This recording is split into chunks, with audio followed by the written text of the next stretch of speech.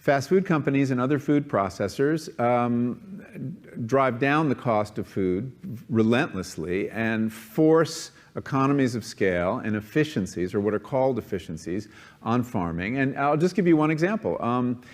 If you go to McDonald's, anywhere in the world, you will find French fries, or chips, as you call them, and you will find that they're always made from the same potato, the russet Burbank potato.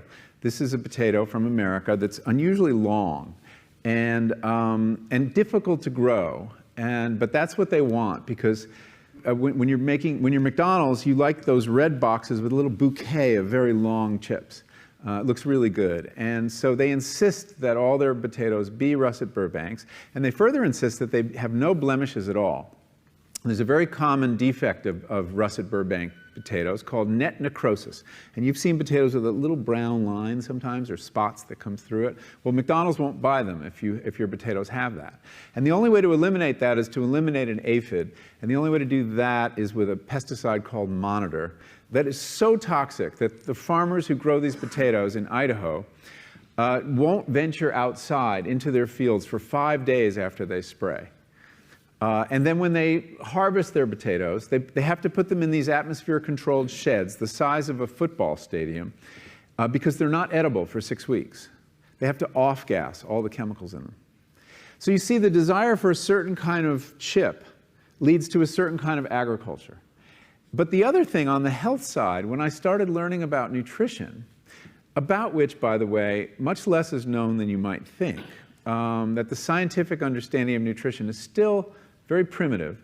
But I learned that what mattered most about one's health was not necessarily the nutrients, good or bad, that you were consuming or staying away from, or even the calorie counts. But what predicted a healthy diet more than anything else is the fact that it was being cooked by a human being and not a corporation. Corporations cook very differently than people do.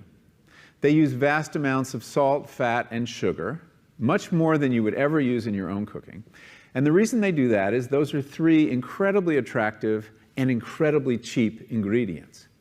And when they're layered properly, as in a chip or various pastries and forms of junk food, they're incredibly addictive.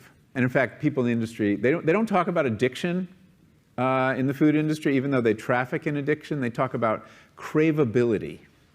It's the same thing. And snackability is another term they use, which is a lovely word. Anyway, so I came to see that cooking has a huge bearing on our health. And in fact, there's been a lot of research in America that shows that even poor women who cook have healthier diets than wealthy women who don't. So you see, the usual class bias in the quality of diet is overtaken by this fact, this key fact. Who's cooking your food?